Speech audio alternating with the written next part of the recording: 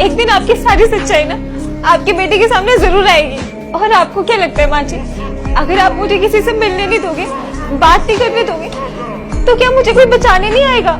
धमकी दे रही है हमें। कौन आएगा तुझे बचाने? बता ना, कौन आएगा? मैं आऊंगा।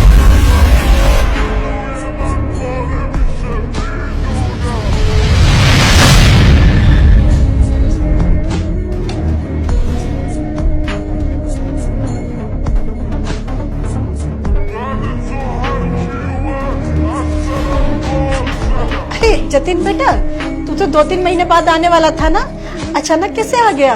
माँ, ये ना मेरा घर है, मेरा जब मन करेगा मैं इस घर में आऊंगा। आप लोगों को ना इससे कोई फर्क नहीं पड़ना चाहिए। अरे बेटा, तू इतने गुस्से में क्यों बात कर रहा है? क्या हो गया?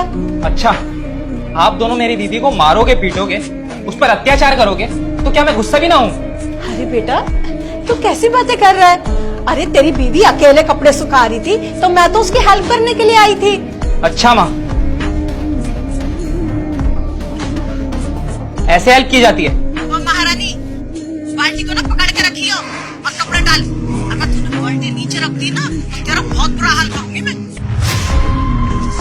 माँ, अब ना मुझसे कोई बात छुपाने की कोशिश भी मत करना, क्योंकि आपका सारा सच मेरे आगे आ चुका है। आप जो भी कर रहे थे ना मेरी बीवी के साथ, वो सब मैंने अपनी आंखों से देख लिया। अरे जतिन बेटा, ऐसी कोई बात नहीं है। असल में बात तो ये है कि ना तेरी बहू मुझे रोज पीटा करती थी, खाना भी नहीं देती थी, है? हम दोनों पे इतने अत्याचार किए, इसको भी खाना नहीं देती थी। वो तो मैंने आज ना थोड़ा सा इसको डांट दिया, बस यही बात है बेटा। जतिन बेटा, तेरी बीवी तेरे से खुद बात नहीं करना चाहती थी और तू उसकी बातों में आ रहा है। माँ, आपको ना इस पर हाथ उठाने का कोई हक नहीं बनता। आपको किसने दिया इसके ऊपर हाथ उठाने का हक? अरे ये ना मेरी बीवी है, और अगर इसके ऊपर जरा सी भी आँच आए ना तो मैं सह नहीं सकता।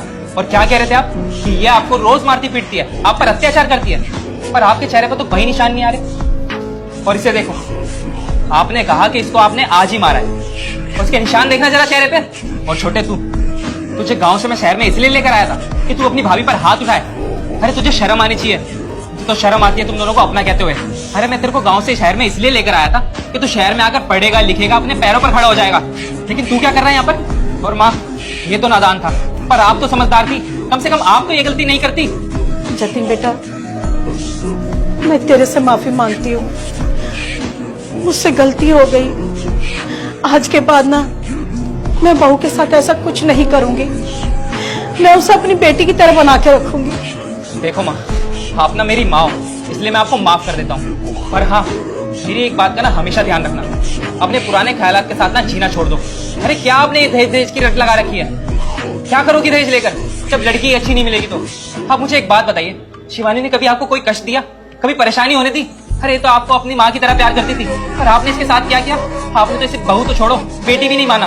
अरे माना ये हमारे घर पर दहेज लेकर नहीं आई थी, गरीब थी, पर ये आपका ध्यान तो रखती थी ना, आपकी सारी जरूरतें पूरी करती थी ना, घर को खुशहाल रखती थी ना। और माँ, मुझे एक बात बताओ, अगर कल को मैं किसी और लड़की से शादी करता हूँ और मान लिया कि वो मेरे घर पर बहुत सारा दहेज पे ले आई, और अगर वो आपको रोज मारे पीटे, आप पर अत्याचार करे, बाहर क्लबों में पार्टी करे, तब आपको अच्छा लगेगा?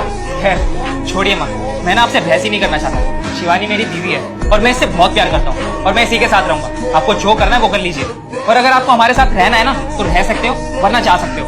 नहीं जतिन बेटा, मैं सारी बात समझ गई। मेरे से जो गलती हुई है ना, मैं उसके लिए तेरे से माफी मांग रही हूँ। मैं अपनी सोच को बदलूंगी, मैं वादा करती हूँ। मैं अपनी पिछली सोच को ना कभी अपने पे हावी नहीं होने दूंगी।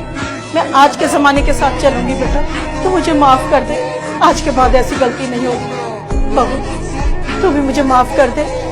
आज के बाद ना मैं तेरा बहुत ख्याल रखूंगी, तेरे बच्चे का भी रखूंगी, और तुझे घर का कोई काम करने की जरूरत नहीं है, सारा काम मैं कर लिया करूंगी, तू बस आराम करना, ठीक है? भैया, मुझे भी माफ कर दो, मुझसे बहुत बड़ी गलती हो गई, पर आज के बाद ऐसी गलती नहीं होगी। आज के बाद बहुत अच्छे से रहेंगे भाभी के साथ।